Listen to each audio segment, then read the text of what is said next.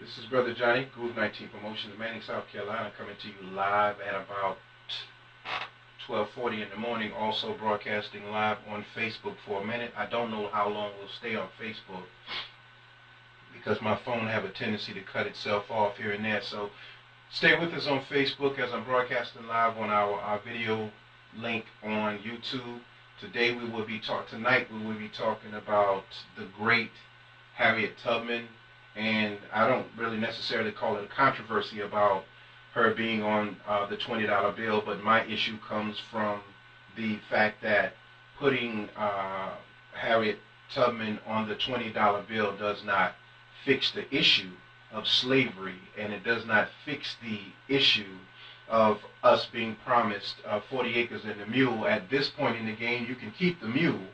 We'll take big tractor and seeds and fertile ground and land that can last us, as the most honorable Elijah Muhammad says, for the next 20 to 25 years, that we'll be able to take care of ourselves and be independent people.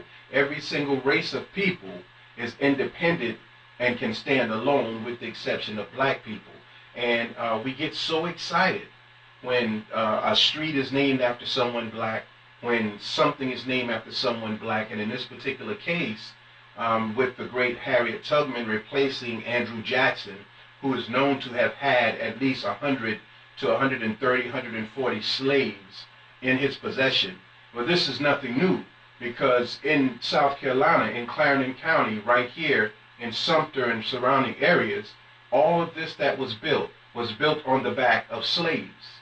Again, we are trying to fight our way out of that poverty that came along with slavery. But the mental side of that, you just can't get rid of that. I don't care how much money you stack on top of it. I don't care how much names and titles and power and prestige you stack on top of that. You can't get rid of that by putting us in positions of power, by putting our faces on money. It should be proven now with President Obama that much did not change in the black community. Yes, he inspired many people to do more, but it just is not enough when you only have a few people in a large majority of others. And I wanted to use the great Harriet Tubman as an example for that, because it has been reported that she's freed thousands and thousands of slaves, but that's not documented from her words. From her words, she was free, and she wanted to free her family, which consisted of about 70 people. So the same with Christianity and the Bible, and the way it teaches of Jesus Christ with these great multitudes of people. Jesus never taught amongst these great multitudes of people. He taught 30 to 35 to 40 people at a time, and most of them came to him wanting something. And in wanting something, they got what they wanted, and they left it alone. So with the great Harriet Tubman, I want to get us acquainted with her struggle, acquainted with the quotes that were legitimately hers. And then we want to go a little bit into the fact that it's not just Harriet Tubman that will be replacing some people on the money. It will also be some other white women and a few black women, and maybe even Dr. Martin Luther King Jr. I didn't realize in the beginning, as I said, it's almost 1 o'clock in the morning. This one has been tugging on me all week, and I just couldn't put it together properly. Everything was just falling apart. As you can see, all of this stuff I have to work on my own, and I couldn't get my mind around it. But I'm in the room tonight, and God said, get up and do it. And my thing is, always talking to Almighty God, Allah. All of God's attributes rolled up into one. We call him Allah. I have been in the knowledge that I am a Muslim since 1989. All of you that have ever dealt with me in business, in any form of life, I've been on the streets with you, in the clubs with you, in business with you. And Brother Johnny has never changed who he is. So because I say I'm a Muslim, that shouldn't be anything new. I am a follower of the teachings of the most honorable Elijah Muhammad. I am not a Shiite or any other Muslim that you all believe are terrorists and all of these things. I am a follower of Elijah Muhammad. And our teaching says that we shouldn't pick up as much as a penknife. We should defend ourselves with faith in God and with these. And that's what we do, and that's what we will continue to do. So the great Harriet Tubman, I want to read something uh, about her life, because we have a tendency to not really go into who a person is. We don't care. Just like we didn't care about who President Obama was. As long as he was black, we was going to vote for him. And sometimes you make a mistake in that regard. But I wanted to say, I don't have any notes this time. I'm trying to learn how to speak with what God puts on my heart. I didn't realize that some blacks did not go through an actual struggle in their life. Never had to deal with racism in their life. Always had privilege in their life. And some who didn't have privilege then and have it now don't want to hear any of this black stuff. I was very brokenhearted, very disappointed to find out that this information that God was giving me, I thought people would be excited about. Like Will Smith in Concussion, thinking that proving that this sport is dangerous would make them either prepare the athlete better for protection or stop the sport. Instead, they came after him and his family. Likewise, it is the same, always being attacked on all sides. I'm the bad guy. But I accept that title because I know that God has not made me a bad guy. In religion, the great Harriet Tubman, I want to read some about her life, her religion, and something that occurred in her life, her religious beliefs. And I'm going to read this verbatim off of Wikipedia. It says, as an illiterate child, speaking of Harriet Tubman, she had been told Bible stories by her mother. The particular variety of the early Christian beliefs remained unclear, but she acquired a passion, a faith in God. She rejected the teachings of the New Testament that urged slaves to be obedient and found guidance in the Old Testament tales of deliverance. I'm going to say that again.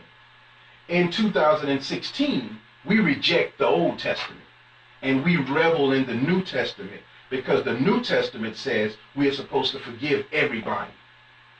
Now, I don't want to go into what a version of a thing is, but this Bible that we cling to, it is the King James Version of the Bible.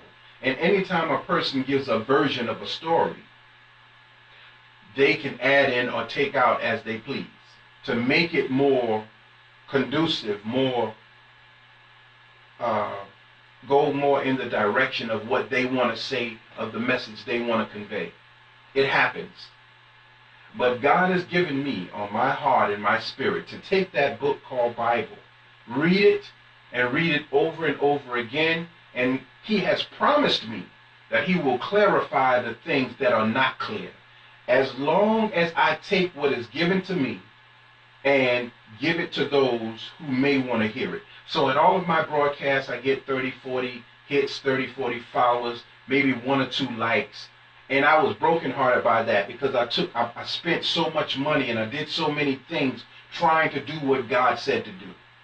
But I'm no longer, it's getting better. I'm no longer brokenhearted because I really didn't understand. I went to a lot of meetings here in South Carolina with, the upper echelon folk about voting on this, voting on that, school issues. And I began to notice the people with lettered people, and people with businesses, black people, how agitated and irritated they become when you speak out against something that you disagree with. So if you ever disagree with anything, you're the enemy.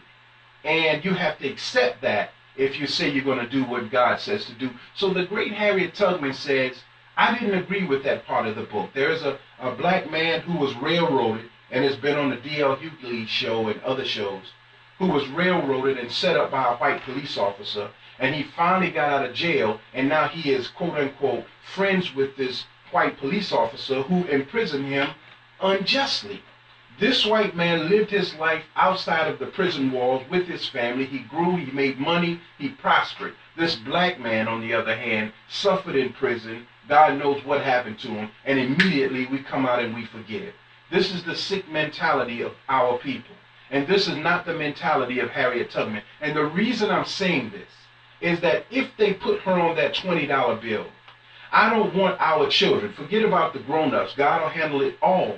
But I realize that the grown-ups have their minds set, and we realize that this is a white man's world, and that they are in control of everything. And we don't have as much faith in God as we want the world to believe. We believe in God for healing us in certain situations.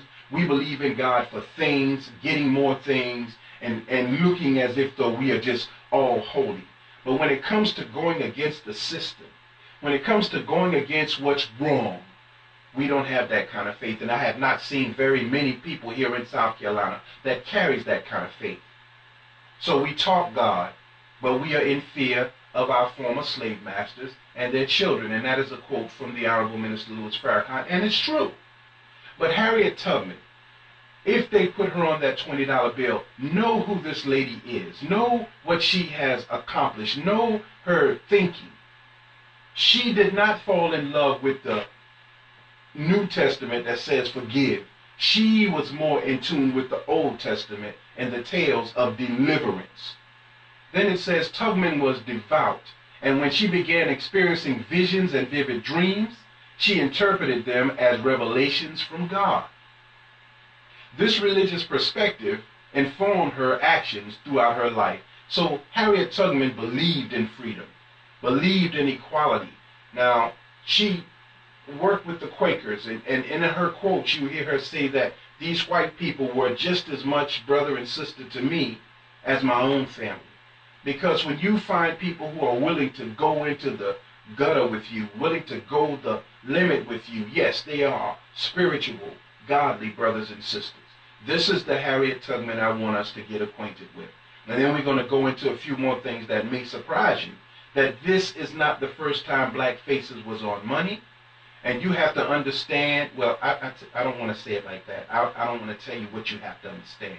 God willing, it will be clear enough that we will go deeper into desiring to understand the role played by black people then, the role played by black people now, and that there can be an equal playing field for both. We are not qualified to run a city or a town or a state with the people that we have because we are followers and not leaders. No matter how high our education goes, we say we're going to get a job. Again, on Facebook, if my phone shut off, I apologize, but I'm gonna repost this again anyway with the video. But I want to take advantage of live video on Facebook and use it for more than just club shots and foolishness. I want to take advantage of it and use it as a teaching tool because God told me to. Now I want to go into something else about Harriet Tubman. And I want you to understand the struggle. God willing, you will understand the struggle. Here it speaks about her head injury. And I want to put that up on my screen on YouTube. We have a live YouTube channel. It's the 19 Report. So if you haven't connected with the 19 Report yet, you can connect with us on the 19 Report on YouTube. Connect with us on there. This is not a racist thing, and it's not a my God is better than your God thing. In actuality, there's only one God, and we have to get acquainted with that God in the way that we see fit. So, head injuries. As a child in Dorchester County, Maryland, Tubman was beaten by masters to whom she was hired out. Early in her life, she suffered a severe head wound. When hit by a heavy metal weight, the injury caused disabling epileptic seizures, headaches, powerful visions, and dream experiences which occurred throughout her life. Now listen to this. Andrew Jackson, the slaveholder, being replaced by Harriet Tubman, the slave, and listen to what happened to her as a slave. Besides being beaten, one day the adolescent Tubman was sent to a dry goods store for supplies. There she encountered a slave owned by another family who had left the field without permission. His overseer, furious, demanded that she help restrain him. She refused. Harriet Tubman says, I'm not going to restrain him. If he's going to try to run for freedom, go. And as he ran away, the overseer threw a 2-pound weight at her. He struck Harriet Tubman in the head with the weight instead, which she said broke her skull. She later explained her beliefs that her hair, which had never been combed and stood out like a bushel basket, may have saved her life. It was so thick that if it wasn't for the padding of her hair, that she would have died from that blow to the head. Bleeding and unconscious, she was returned to her owner's house and laid on the seat of a loom, where she remained without medical care for 2 days. She was sent back into the field. with blood and sweat rolling down. She said that she was sent back into the field. This is her talking. This is in quotation marks. She was sent back into the field with blood and sweat rolling down my face until I couldn't see. Harriet Tubman talking. Her boss said she was not worth a sixpence and returned her to Brogues, who tried unsuccessfully to sell her. She began having seizures and would seemingly fall unconscious. Although she claimed to be aware of her surroundings while appearing to be asleep, these episodes were alarming to her family, who were unable to wake her when she fell asleep suddenly and without warning. This condition remained with her for the rest of her life. I don't want us to see the face of Harriet Tubman on a $20 bill and become so elated by the fact that, oh, a black person on a $20 bill, that we forget about the struggle. And this is the technique that is used by people in power to keep us calm. And you look on Facebook and you see comments like, it's about time, and you're arguing whether she should or shouldn't be on the money. But if you look at Andrew Jackson on the money, he's a well-dressed, studious Caucasian who's made millions off of slaves. And then you look at the picture of Harriet Tubman and the war and battle scars on her face. She is still dressed like a slave. So subliminally, many of the blacks who have become the upper echelon of society will take offense to Harriet Tubman being on the $20 bill, just as what is the black politician name? I can't remember his name, but he's saying why she need to be on the $20 bill, why we can't put her on the $2 bill. I can't even remember his name. Bernie Sanders. No, not Bernie Sanders. That's the white guy. I can't remember his name right now, but you know who I'm talking about. But this is the mindset that we will carry. The point that I want to make, God willing, before I leave, I want you to listen to this quote from Harriet Tubman. And if when you see her on a $20 bill, this is the mindset that we carry, then that's good. Harriet Tubman talking. There was one of two things I had a right to. One of two things. Liberty, I had a right to that, or death. If I could not have liberty, I would take the other, for no man would take me alive. I should fight for liberty as long as my strength lasted. This is Harriet Tubman, and Harriet Tubman is a person of unity. She wanted, if I'm going to be free, then my family has to be free as well. And those are the people that she went back to save. But today, we could care less if our family is saved, free, or whatever, as long as I got mine. So I want to read these few known fact, authentic quotes from Harriet Tubman. Number one, I just read. The other was that I was a conductor of the Underground Railroad for 8 years. And I can say with most conductors what most conductors can't say. I never ran my train off the track, and I never lost a passenger. Another quote, I had reasoned this out in my mind. I want to put this up because, yeah, we should see this. Another quote, I have reasoned this out in my mind. There was one of two things I had a right to, and I just read that. Liberty or death. If I could not have one, I would have the other. For no man should take me alive. I should fight for my liberty as long as my strength lasted. Another quote, there's only 3 more. There was no one to welcome me to the land of freedom, and this is an important one. I was a stranger in a strange land, and my home, after all, was down in Maryland, because my father, my mother, my brothers, and my sisters, and my friends were there. But I was free, and they should be free. And that's what motivated her to go and get them. Calculated that she freed at least 70 more people, family members. And listen to this, in 1855, slavery is the next thing to hell. And what is so important about that is that we never left slavery. We left the physical side of slavery, but not the mental side of slavery, nor the spiritual side of slavery, because we're never taught about how God feels about us being put into slavery. We are the children of Israel. We are the ones that God sent Moses after. We are the ones who God was furious with in the desert, that we would not accept the teachings of Moses. We are the ones who said to Aaron, build us a idol calf because we don't believe that Moses is coming back down from the mountains. We are the ones of the elders that were denied the promised land and the young were permitted to go in. This is talking about us.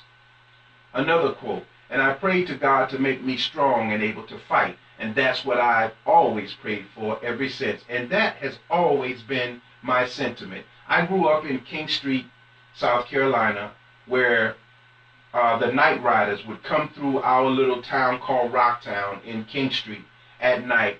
And we were all so terrified, huddled in the bed together, wondering if they were going to throw firebombs in the house, who was going to wake up the next morning with a cross burned in their yard, just terrified. Right here in Manning, South Carolina, I had right there at Bar Weeks across from the hospital in Manning, as a little boy in the 4th grade, 5th grade, I had the store clerk, just because he had his white friends in there with him, forced me to open my mouth and put a gun in my mouth.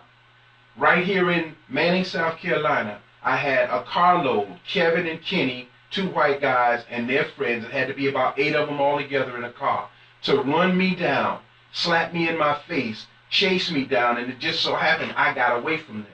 So I always prayed to God that I would be a fighter. I always prayed to God that I would be courageous enough to stand up to things that were unjust in my sight. And I don't want to change from that. I want to die on that. And that's what you got to teach the children about the great Harriet Tubman, not that she just got put on a $20 bill. So like I said, many people have not suffered anything. So you wonder why I speak this way. But my call from the words that I speak come from Almighty God, Allah, because I prayed to Him. I prayed to Jesus. I prayed to those who I thought could help me in my mental and spiritual state. And no one can help anyone out of anything if it is not God's permission. And this is the great Harriet Tubman, who saw the visions, who got the courage to stand and prayed that she never would stop fighting. And the last thing, the last quote, God's time, emancipation's always near. He set the North Star in the heavens. He gave me the strength in my limbs. He meant I should be free. That is the thinking of the great Harriet Tubman, but that is not the thinking of us today. We just want to be a part of anything as long as we have a little money in our pocket, a little prestige, a little position. We settle for that. And that, what God is telling me in my heart, is going to be the death of our people. Because you are in a burning house. We are in a burning house. There's no doubt about it. White folks know it. We are the only ones that don't know. Because we're chasing after an illusion. And you and I will never be happy. Because happiness comes from the knowledge of truth. And we don't have that. So I want to show you a few of the people that may be on the money, so that you know that it's just not just Harriet Tubman, but there are many others that may be on the money. And then I want to show you something from South Carolina that was shown to me probably about 5 years ago. And then we're going to close. Here you have Harriet Tubman. We know about her. On the $10 bill, they're talking about putting another female, Susan B. Anthony. On other currency, they're talking about maybe putting Elizabeth Cady Stanton, and also Lucretia Mott. And you can read about these people. I'm not going to read their biographies, autobiographies. Alice Paul, they're talking about putting on money. And another great one, Sojourner Truth. Now, no one has mentioned Sojourner Truth yet, because we get caught up in one picture. You see that picture of Harriet Tubman, really don't know who she is or what she did, but you just want to run with that because she's black. But we have to go deeper into the understanding of how things can help us if we look deeper into it. So Sojourner Truth spoke Dutch and other languages, and always felt like she could do just as much as a man could do. Hold that in your mind for a minute. She could do just as much as a man could do. And on the back of the $5 bill, they're talking about putting Marian Anderson, who was a great singer that wasn't allowed to sing in certain places, but she was a great black singer, not African American, black. Then They're talking about putting Eleanor Roosevelt on some of the currency, and also Dr. Martin Luther King. But with the upcoming election coming up, and possibly Hillary Clinton being voted in as the next president here in South Carolina, everybody is on board the Hillary bandwagon. But again, thousands, if not millions, of our people have been slaughtered under the order of Hillary and Bill Clinton. The prison pipeline has been nourished by the laws that they put into place. This is fact. This is not treason or hatred. It's on the books. You can look anywhere on the internet and see her talking live about this new bill to take these predators off the street, these black people who do have a problem. But when you start to putting us all in one box, you're saying that all black people are bad, all people with braids are bad, all people with sagging pants are bad, and yet you don't want us to say all whites are bad. That is like saying the worst thing in the world. But don't get excited about the money. I want to show you something, and we're going to go through each currency, and I want you to see that in South Carolina, black people have always been on the currency of South Carolina. I want to show you some of these pictures, and for those on Facebook, you won't be able to see it, but if you look at the video, God willing, if it comes out, this is a picture of a man, a woman, and a man in the field with cotton. And right here you can see this picture on what is the $5 note. And this is for Columbia, South Carolina. So Columbia, South Carolina, in the year 1864, black people picking cotton on the currency. And here you have a man controlling the horses, getting the cotton to the cotton gin for resale. And again in Columbia, South Carolina, on the $50 note, here is the man with the cotton, and here's another man picking the cotton. These are black people on the $50 bill for the state of South Carolina. Here we have, clear that out, a black man here, looks like he's making horseshoes for the horses. You see the red and the blue. I don't really get into that too much because it's all slavery to me, but here you see that image of the black man on the horse, making the horseshoes, and he's on the state of South Carolina $5 bill, and that is in 1872. And this is actual currency of South Carolina. Here you see an entire family picking cotton in the cotton fields, and here you see that entire family on the $10 note for Charleston, South Carolina, and that looks like 1755. This is the currency for, and it's a farmer and exchange bank, a $10 note, 1755. So again, what goes around comes around, but because we don't study history, we don't know any of this. We think all of this is new. Here you see a man in the field picking cotton and looking over his shoulder, and right here on the $1 note, you see that same man in the field picking cotton on the $1 note, and that is Columbia, South Carolina as well. Again, all of these images, this whole money and the different currencies of South Carolina, Sister Audrey Muhammad, we met each other in Tuskegee, Alabama at Booker T. Washington's home. We were taking a tour, and we were talking, and she began telling my wife and I about the South Carolina currency, and she gave me a site to go and look up the currency. And I did post this up some years ago, but here you see the man with the oxes. That's a $5 note coming out of Charleston, South Carolina. I want to go through all of these. Here you see the overseer with the people in the fields, and I want to tell you why this is. Here you see the $5 note, the overseer with the peoples in the field. This is like mockery. This is saying outright that this is how we made our money. We made our money from the backs of black people, and we want the world to know it.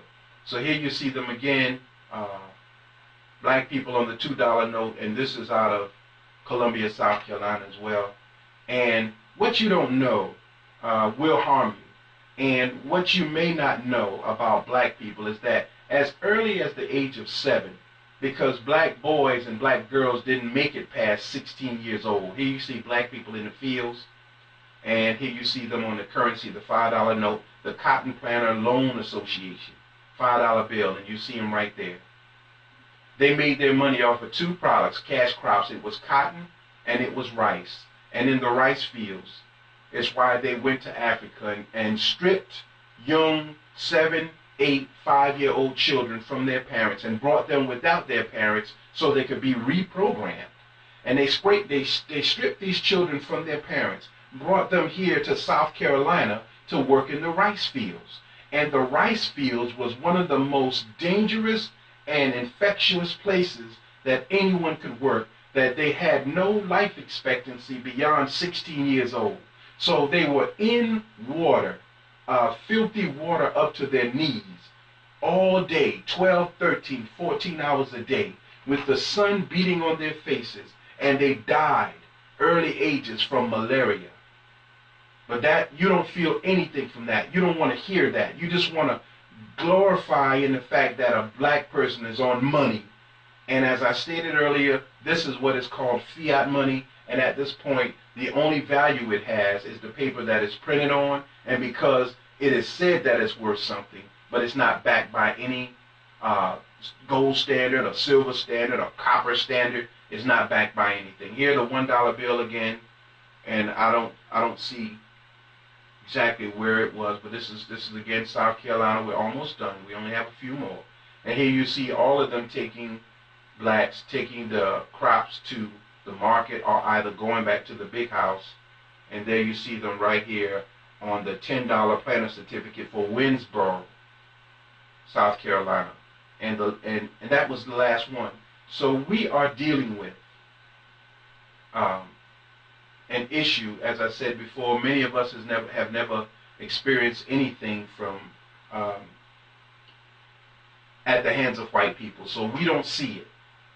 And there are some white people that know. If you look on the internet and you look in the right places, many of them are apologetic about what has happened. Many of them are trying to fix it, but it's almost you can't fix it unless God comes in and fix it, and God has said he is here to fix it. So this is my message about the money.